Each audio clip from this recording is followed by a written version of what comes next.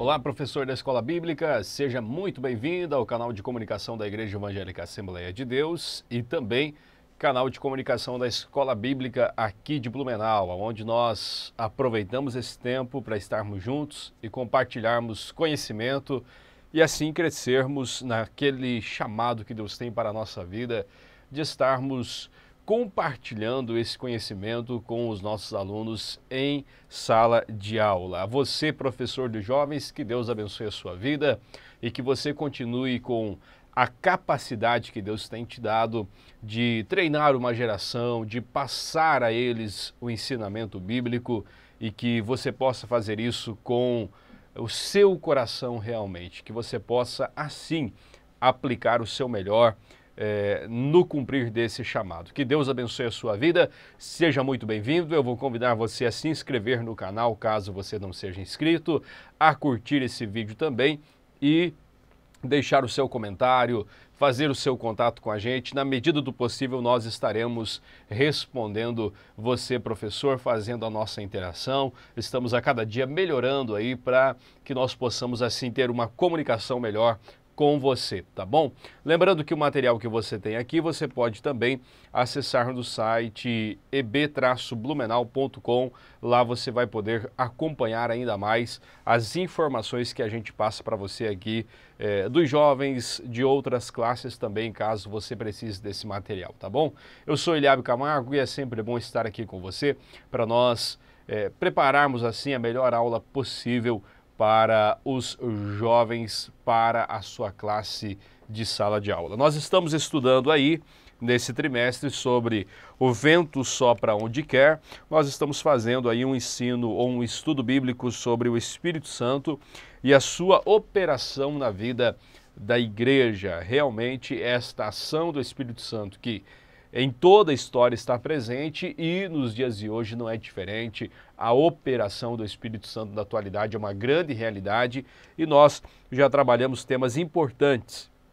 Já entramos aí, por que não dizer, nos últimos capítulos do nosso estudo e hoje nós vamos trabalhar sobre a profecia na experiência pentecostal. Fazer uma abordagem através daquilo que nós cremos como doutrina, da abordagem que nós temos da vida com Deus, da experiência pentecostal e falarmos um pouquinho sobre esse dom, essa operação do Espírito na vida da igreja que traz edificação e faz com que a igreja cumpra também o seu propósito. Nós já trabalhamos os dons espirituais, numa abordagem conceitual deles, trazendo o propósito, natureza e a profecia está dentro desses dons e principalmente ela cumpre o seu propósito de edificação da igreja, ok?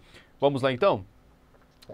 Trabalhar com você, querido ouvinte, querido professor, sobre esse assunto importante. E a síntese que nós temos aqui, está aqui na lição para você, é de que o dom de profecia é concedido pelo Espírito Santo e ele continua sendo necessário para a igreja nos dias de hoje. Acompanhou toda a igreja no decorrer da história e nos dias de hoje não é diferente. A gente precisa dessa operação do Espírito Santo no dia de hoje para que a gente venha realmente crescer e cumprir o chamado que ele tem para a nossa vida. Que a gente seja também edificado por aqueles dons que ele tem dado à igreja, por ferramentas que o Espírito Santo tem concedido à igreja, e o dom de profecia é uma dessas ferramentas, ok? Então vamos lá para uma abordagem bíblica também, e que você possa, com o cuidado de observar o conteúdo da palavra de Deus, o conteúdo da lição, passar aos alunos um entendimento, uma compreensão maior do dom de profecia, principalmente motivando eles à busca desse dom, ao desenvolvimento desse dom e à valorização desse dom segundo a palavra de Deus. Nós temos como objetivo da nossa aula, colocado pela lição, conceituar os termos profecia e profetas, ou profeta, reconhecer a importância das profecias nas Sagradas Escrituras e apresentar as funções da profecia, ok? Então vamos conseguir aí seguir esses objetivos para termos sucesso na nossa aula. Propostas de interação. A primeira proposta de interação que nós temos aqui, seguido pela lição, ela coloca aqui um quadro sobre profecia e dom de línguas. Por quê? Às vezes nós damos muita ênfase na nossa vida cristã, na nossa liturgia, sobre a questão do falar em línguas, né? Principalmente o povo da experiência pentecostal vai enfatizar isso, a nossa denominação mesmo,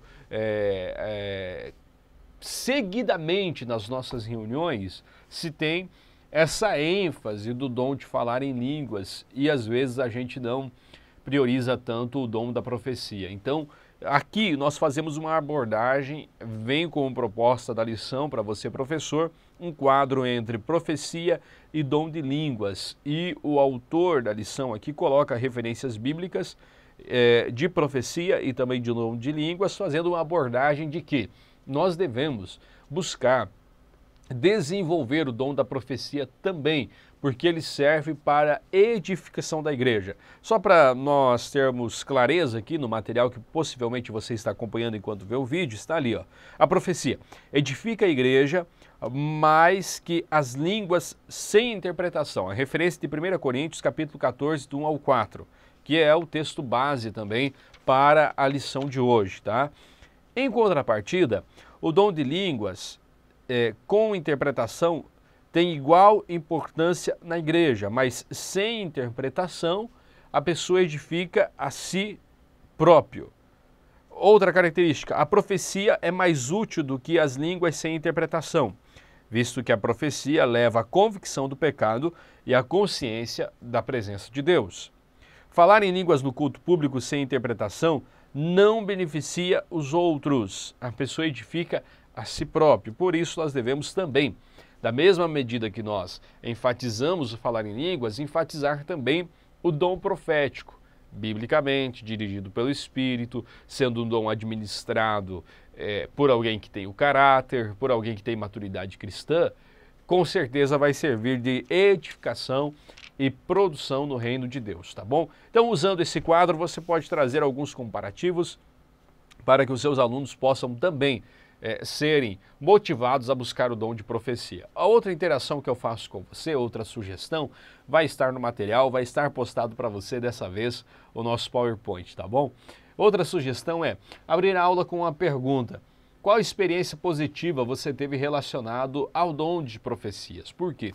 Com o surgimento de pseudos profetas por aí, ou com o desgaste do dom de profecia, que às vezes é mal administrado, mal utilizado, ou alguém se passa por profeta não olhando para a responsabilidade do dom, a gente tem, às vezes, uma ridicularização até. É uma palavra um pouco pesada, mas às vezes é isso. Quando falamos em profecia, para muitas pessoas não acreditam, desprezam totalmente, não tem o mínimo de credibilidade em relação a isso, mas nós precisamos valorizar o dom de profecia. Eu, particularmente, tenho várias experiências que mensagens proféticas falaram de propósito de Deus ao meu coração, mensagens que se cumpriram, outras que ainda há uma expectativa de que elas se cumpram e com certeza pelo caminho que elas apresentam se cumprirão, e outras mensagens proféticas em momentos decisivos, importantíssimos da minha vida,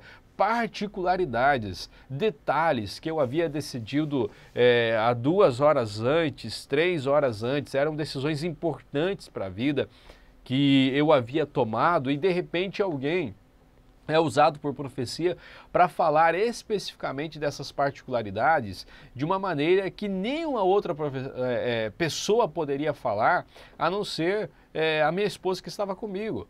Então, experiências como essas podem ser compartilhadas pelos seus alunos e que você dê ênfase àquilo que é positivo, àquilo que é maduro, àquilo que é um fruto que realmente vai trazer a eles a motivação para a busca desse dom, ok? Não use a sua aula para tratar a profecia simplesmente olhando no aspecto negativo ou simplesmente olhando no aspecto daqueles que não têm usado ela para cumprir o propósito e seguir a missão de Deus, ok? A ideia dessa dinâmica é realmente valorizar e que você administre essa dinâmica, essa participação, essa interação da melhor maneira possível para que haja uma valorização do dom de profecia, ok?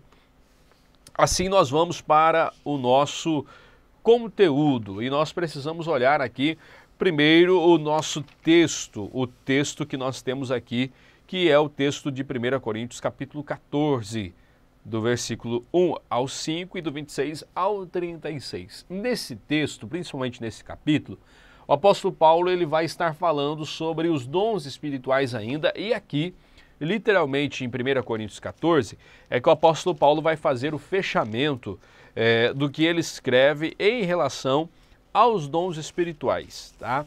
E ele vai tratar aqui a questão da profecia. Lembrando que os dons espirituais eles são contemporâneos e necessários para a edificação da igreja nesse tempo. Por isso, é necessário esclarecer, entretanto, que os profetas hoje cumprem um papel diferente dos profetas tanto do Antigo Testamento e quanto a profecia no Novo Testamento. São homens que foram usados por Deus tanto no Antigo Testamento quanto no Novo, para que através deles houvesse uma revelação da palavra de Deus e assim eles comunicassem isso ao povo, e o que eles comunicaram foi registrado. Da mesma maneira, o registro da palavra de Deus é dado por uma revelação divina a essas pessoas. Por isso essa diferenciação dos profetas no dia de hoje, e principalmente essa questão de nós olharmos para a profecia hoje a partir do contexto bíblico. E nós já vamos observar aqui algumas características que a profecia deve ter, algumas observações que nós devemos fazer em relação a ela. Uma coisa que precisa ficar claro para nós, de que atualmente não existe revelações novas dadas por Deus à igreja. O que foi dado por Deus à igreja é o que está na sua palavra. O que nós devemos considerar como verdade absoluta é o que está na palavra de Deus.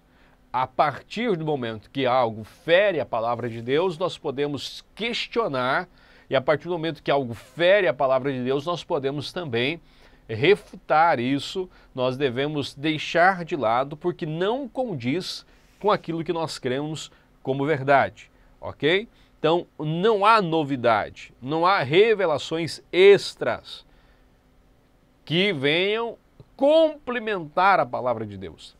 O dom de profecia cumpre um outro propósito, nós estaremos estudando isso a partir de agora, ok? Toda mensagem entregue à igreja deve ser submetida à autoridade ou à doutrina autorizada dos apóstolos e profetas originais, conforme consta no cânon das Escrituras. É esse cuidado que a gente deve ter, ok? Então, para ter esse cuidado, algumas observações que a gente deve fazer em relação a profecia, e elas estão aqui no comecinho da lição, para você professor, elas estão logo aqui no começo, e eu trago elas para você, colocadas aqui 5 observações. Primeiro, a presença de maus administradores do dom, ou chamados aqui de pseudos profetas, não invalidam a presença do dom na igreja na atualidade. Não é porque existem maus profetas, ou nem é maus profetas, é pseudos profetas mesmo, que se passam de profetas, que não têm responsabilidade nenhuma com aquilo que falam e muito pelo contrário, falam em nome de Deus. Mentem quando fazem isso, trazem para si prejuízo e acabam prejudicando a outros que não têm maturidade cristã para avaliar aquilo que estão recebendo e tem isso como de Deus quando na verdade não é. Traz confusão, traz conflito, mas a presença desses pseudos profetas não invalida a existência, a presença e a necessidade do dom de profecia na igreja. Por isso que a gente deve ser rígido, por isso que a gente deve tratar com maturidade, com autoridade, pseudos profetas. Pessoas que dizem estar falando em nome de Deus e na verdade não estão.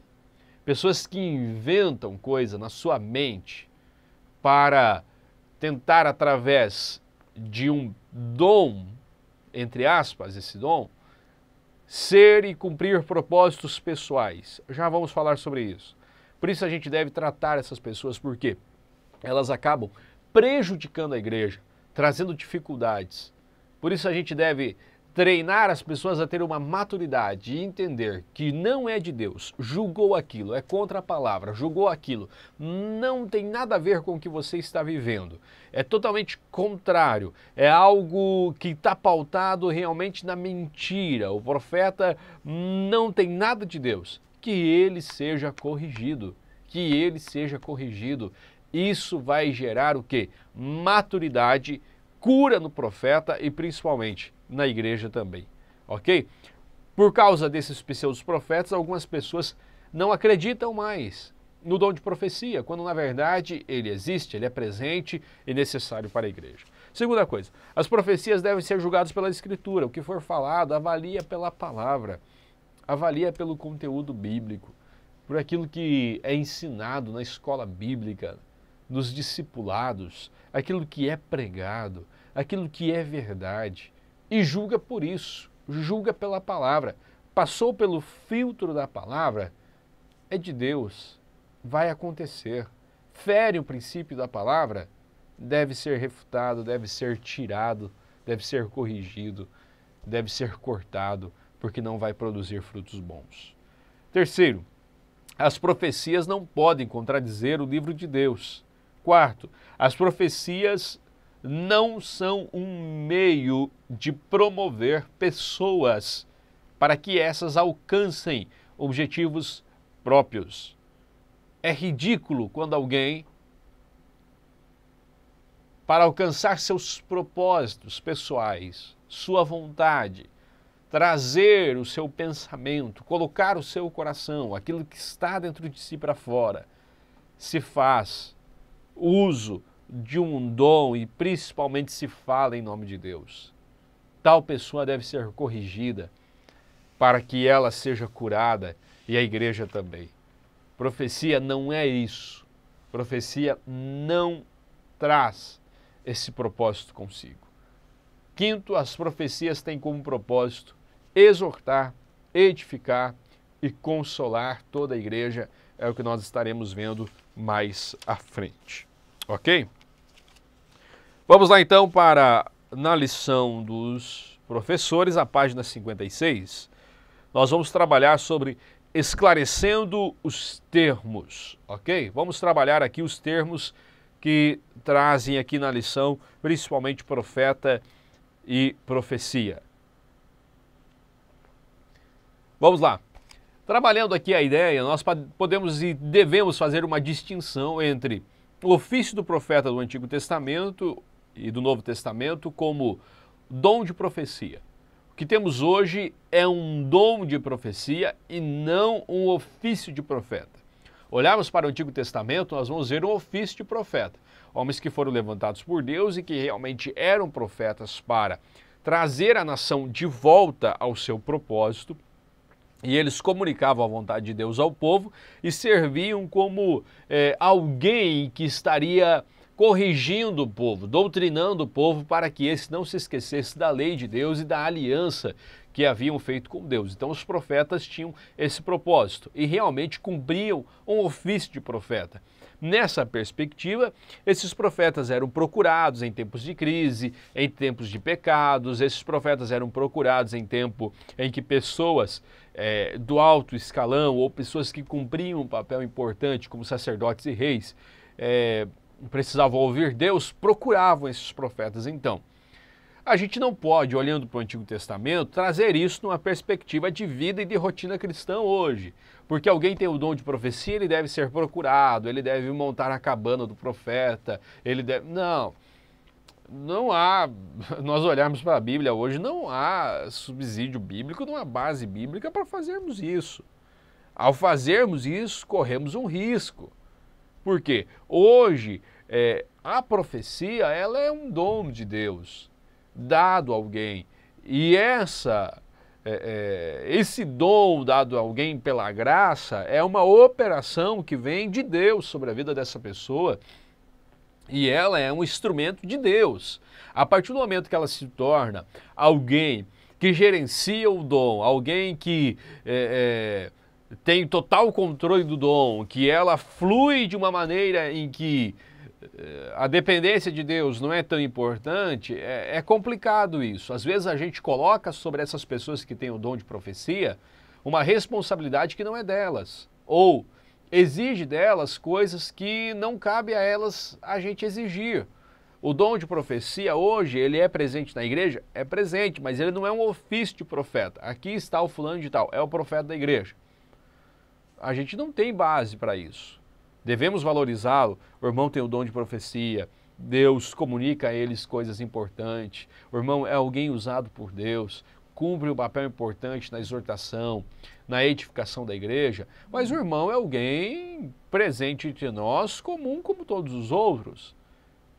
Ele não deve, através deste dom, se exaltar acima de qualquer outro e ter um ofício especial, a carteira tal, não. Ele não é um oficial, profeta oficial da igreja. Não, ele tem um dom e ele é usado por Deus, para cumprir o propósito de edificação na igreja, ok? Olhando na perspectiva bíblica, os profetas e apóstolos recebiam uma revelação nova e inspirada da parte de Deus para fazer o cumprimento da vontade de Deus na nação, e principalmente a questão das escrituras sagradas também. Tá? Olhando nesse sentido, não há revelação nova, como já falei antes. Profeta hoje é alguém com um dom de Deus para a edificação da igreja e que Deus comunica a ele coisas importantes sobre pessoas, sobre o andamento da obra de Deus, sobre o seu querer para aquele tempo, para a comunidade, para pessoas individuais, para a liderança da igreja, e tudo isso deve ser pautado pela palavra de Deus, ok? Mas o que precisa ficar claro aqui é que o dom é para a edificação da igreja, para a exortação da igreja, para consolar a igreja, para trazer propósitos à igreja, mas não há esse ofício de profeta colocado nos dias de hoje, ok? Ponto 2, a pregação da palavra de Deus. Vamos olhar a perspectiva de pregação e profecia, se há diferenciação. Há interpretadores da palavra de Deus que defendem a profecia como a pregação da palavra e nada além disso. Mas olhando aqui no texto da lição, o autor traz que a palavra usada em alguns textos para pregação é no original querigma, que traz o sentido de proclamação. Essas palavras não aparecem aqui no texto que o apóstolo Paulo fala de profecia, que é o texto de 1 Coríntios 14, é o texto que eu tenho aberto aqui. Quando o apóstolo Paulo está tratando de profecia, ele não trata a profecia aqui como proclamação, como pregação. Ele trata a profecia numa outra perspectiva, como algo que Deus comunica à igreja e não uma exposição do texto bíblico. Por isso podemos considerar como profeta alguém distinto daquele que prega a palavra de Deus ou faz a exposição do texto bíblico. Em texto como Mateus 9:35, onde Jesus ensina nas sinagogas e prega o evangelho do reino, aparece a palavra querigma. Em Marcos 16:15, quando Jesus ordena os discípulos que vão e que preguem o evangelho, aparece a palavra querigma. Em Romanos 10:14, que lá diz sobre o movimento missionário da propagação do evangelho, ele diz: como ouvirão se não há quem pregue? Aqui, mais uma vez, o termo que aparece é o termo querigma, ou seja, ele traz o sentido de proclamação do evangelho, propagação do evangelho, exposição das escrituras, explicação das escrituras a alguém. Assim, nós definimos, biblicamente, que a ação profética é uma realidade diferenciada da pregação da palavra de Deus. Não que quem pregue não esteja sendo um profeta. Não que quem está proclamando a palavra, expondo a palavra de Deus, não seja profeta para aquele tempo e usado por Deus naquele tempo para a edificação de pessoas. E outra, quando alguém está pregando, anunciando a palavra de Deus, expondo as escrituras, ela é a base de tudo e maior do que qualquer outra revelação. Se alguém está expondo as escrituras e levando um profeta que não condiz com a escritura, que não está na mesma linha de pensamento do profeta, que não vem para complementar o que está sendo dito, mas que talvez é contraposto ao que está sendo exposto da palavra, ou talvez na perspectiva de trazer uma novidade que tenha mais ênfase do que o expositor da palavra, ou trazer um movimento diferenciado que não está sendo gerado pela exposição da palavra. Muito cuidado em relação a isso, muito cuidado, muito cuidado. Nós priorizamos a exposição da palavra e a partir dela outras coisas são geradas, outros movimentos são gerados no sentido de ações nossa, mas pautadas na palavra. A maior revelação nossa é a palavra. Não podemos fugir da palavra, nem se distanciar da palavra. Se vier algo a mais, e principalmente o dom de profecia, que seja para confirmar aquilo que a palavra está dizendo a nós, nos conduzir a ela, nos chamar a ela, mas nunca nos distanciar da palavra, nunca que nós venhamos gerar o detrimento da palavra e a priorização de qualquer outra ou qualquer outro dom, qualquer outra ênfase na nossa vida cristã, ok? Assim, a profecia ela é trazida pelo Espírito, uma ação do Espírito Santo sobre a vida de alguém em um determinado tempo para um propósito específico. A palavra usada para isso é a palavra profeteia, que traz o significado de profecia como nós conhecemos hoje. Está relacionada a uma efetiva palavra da parte de Deus ao seu povo para edificação, exortação, consolação, revelação do futuro na língua corrente dos falantes, onde há um entendimento das pessoas que estão ouvindo isso.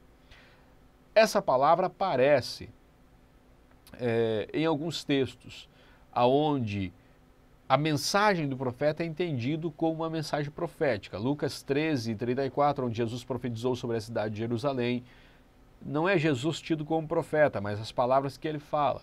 Em Mateus 26:34, onde Jesus anuncia que Pedro negaria 3 vezes, isso também é tido como uma profecia que se cumpre logo que Jesus acaba falando isso. E nós temos outros textos onde é identificado também o profeta, não só a sua mensagem, mas também o personagem como o profeta usado por Deus nesse tempo. Por exemplo, de Ágabo, em Atos 11:28, onde pelo Espírito ele fala que haveria fome, um tempo de fome no domínio de Cláudio César, e por essa profecia os irmãos de Antioquia fazem uma oferta especial aos irmãos que habitavam na Judéia. A profecia se cumpriu, literalmente. O mesmo profeta, ele vai a Paulo, que está em Cesareia, e vai advertir Paulo dizendo que se ele fosse para Jerusalém ele seria preso, e realmente isso acontece, isso se cumpre, está registrado aí a profecia em Atos 21:10 e o cumprimento dela em Atos 21:33, ok? Então, nós temos na Bíblia isso e na vida da igreja presente essa questão do dom da profecia sendo uma realidade, ok? Assim nós vamos para o tópico 2, a profecia nas Sagradas Escrituras. Vamos olhar aqui o aspecto do Antigo Testamento, onde os profetas cumpriram um propósito muito especial. E o autor começa dizendo que quem escreve aos Hebreus, ele vai dizer que Deus falou aos pais muitas vezes e de muitas formas pelos profetas. Homens usados por Deus no Antigo Testamento como sacerdotes, juízes, reis e principalmente os profetas, eles foram usados para quê? Para trazer o querer de Deus sobre a vida do povo. E isso aconteceu desde o momento em que o povo é tirado do Egito. Deus vai instituir os sacerdotes no tempo da peregrinação, para que esses trouxessem o querer de Deus, para que esses prestassem sacrifício em favor do povo, para que esses manifestassem o querer de Deus ao povo. O papel que os profetas cumpriam futuramente dentro da nação de Israel. Os próprios juízes também eram usados por Deus nessa perspectiva, de trazer ao povo uma consciência de pecado e também trazer a eles uma consciência de que veriam ou haveriam de voltar à aliança que tinham feito com Deus lá quando saíram do Egito, que Deus seria o único Deus deles, não haveria outro Deus, e eles viveriam a sua vida pautada na lei. Quando o povo se distanciava, Deus levantava um juiz e ele, além de trazer o livramento para a nação, também era um meio de tratar a nação e trazer ela de volta aos caminhos de Deus. Os reis também vão ser uma maneira de Deus comunicar a sua vontade ao povo, e principalmente a partir do momento que o povo está na terra prometida, a partir do momento que o templo é instituído e o povo tem um desvio da presença de Deus, Deus vai levantar os profetas dizendo: voltem para o caminho de vocês, lembrem-se da aliança que vocês fizeram quando saíram do Egito, lembrem-se que você tem os propósitos de manifestar Deus às nações, voltem-se para o caminho do Senhor. Os profetas têm realmente esse propósito de trazer o povo de volta para viver o querer e a vontade de Deus. Wolff sugere que os profetas se referiam primordialmente a 3 áreas do pecado de Israel. São elas: exploração em todas as áreas da vida comercial, que não era para estar presente na vida de Israel. Pega o Antigo Testamento, pega a lei, as ordenanças de vida social que Deus dá lá no deserto ainda. Quando vocês entrarem na Terra Prometida, vivam dessa maneira. E vai estar descrito isso em Deuteronômio. Maneira como o povo deveria viver. Eles vão abandonar tudo isso. E exploração não era para ser uma realidade na nação de Israel, em nenhum sentido, em nenhum sentido. Mas quando eles se desviam para isso, em todas as áreas, principalmente da vida comercial do povo, os profetas vão corrigir eles, dizendo: Deus não os livrou do Egito para isso. Exploração era algo que o Egito fazia, que os faraós faziam. E vocês foram livrados para representar um povo diferente, para representar e manifestar o querer de Deus, para imitar a Deus, não imitar o faraó, não imitar os deuses antigos, não imitar os reis das outras nações. Agora, vocês estão explorando as pessoas, vocês estão errados. A outra coisa que o profeta também questionava era as alianças políticas e militares com outra nação em troca de proteção. O povo de Israel deveria depender de Deus e a sua proteção vem de Deus, é demonstrado durante toda a história. Mas o povo se perde no caminho e começa a fazer alianças com o povo, alianças erradas, alianças que vão trazer prejuízos à nação para que outros povos os protejam, ou seja, abrir mão da proteção de Deus para viver na proteção de outras nações. Errado, os profetas estavam tratando isso também. E principalmente as práticas cultuais corruptas, que os profetas questionavam muito, tratavam muito isso e tentaram, durante toda a história, trazer Israel de volta para um culto perfeito ao Senhor. Esse comportamento que Israel tinha quebrava a aliança de maneira que, vivendo assim, Israel rejeitou e rejeitaria.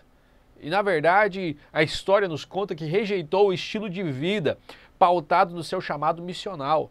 Qual era o chamado missional que Israel tinha? De ser uma nação que manifestava a Deus entre outras nações. Quando Deus os tira do Egito e promete a eles uma terra prometida, que na verdade já é uma promessa feita a Abraão, mas Deus está cumprindo na nação que sai do Egito. Quando Deus faz aliança com eles no Sinai, Deus está dizendo: vocês serão o meu povo.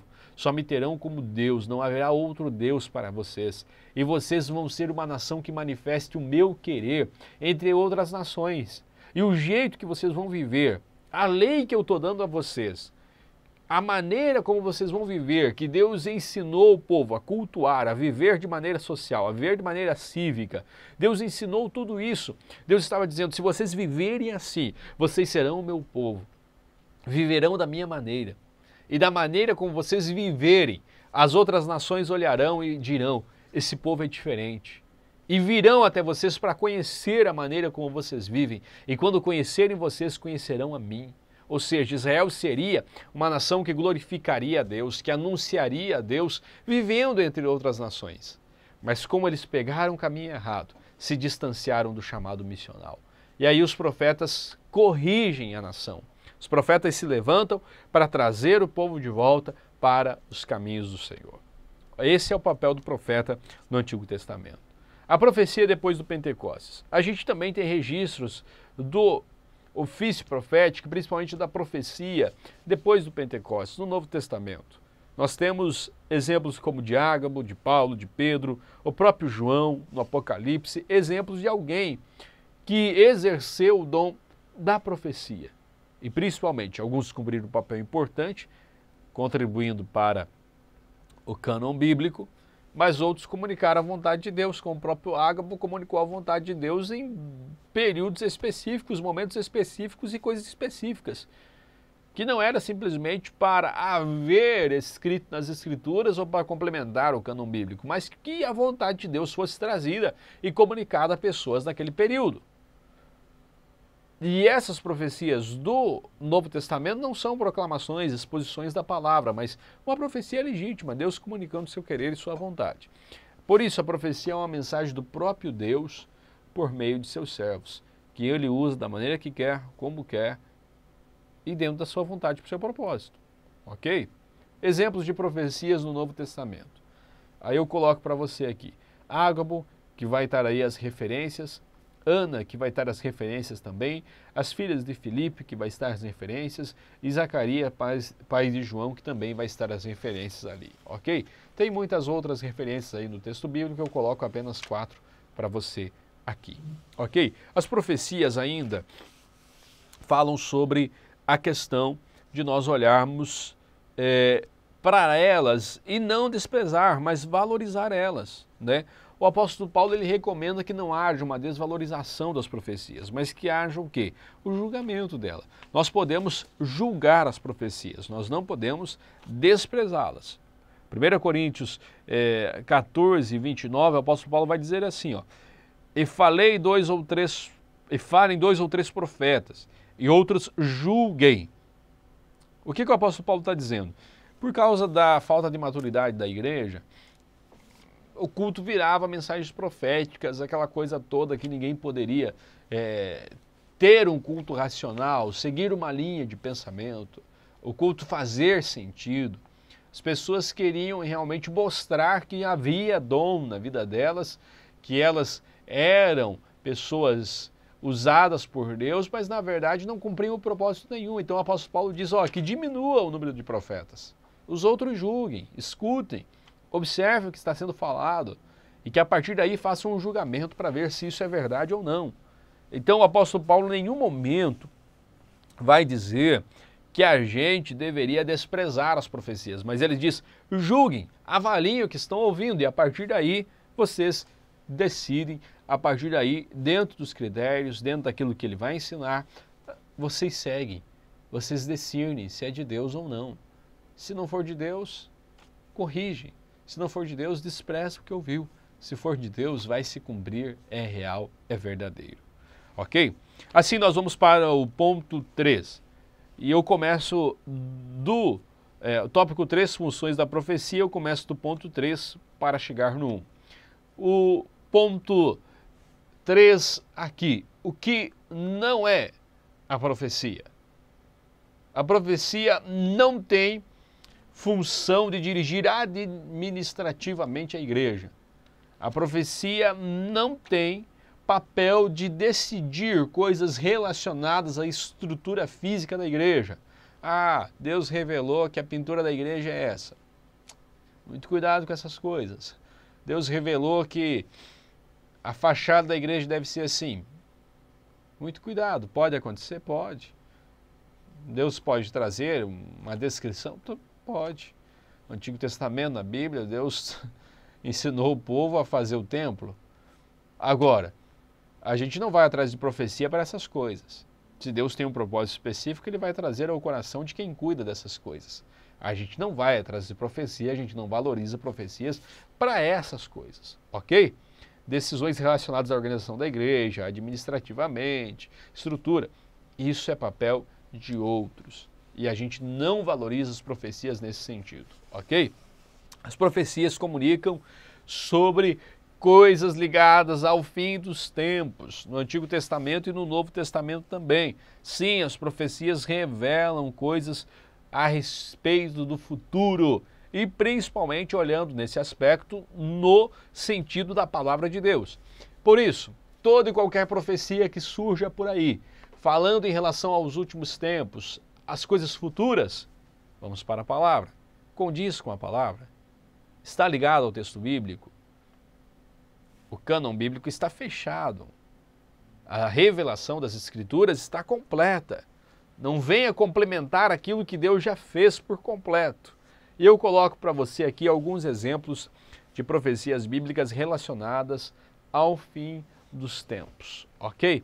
Então muito cuidado com isso, porque volta e meia, e principalmente, a base de todas as heresias, todas as receitas que existem por aí relacionadas ao fim dos tempos, que não são pautadas aqui, veio de revelações, de profecias que pessoas receberam de Deus, pseudos profetas, hereges, que a partir de então tiveram que refutar a palavra de Deus, abrir mão da palavra de Deus para seguir a revelação que tiveram. Isso não é a revelação de Deus. Revelação de Deus sobre tempos futuros é possível? Sim. Acontece, mas tem que condizer com a palavra de Deus, tem que estar pautado na Bíblia, tem que estar de acordo com aquilo que Deus já revelou, porque Ele já comunicou a sua vontade. Ele já usou homens no Antigo Testamento e no Novo Testamento para revelar as coisas futuras.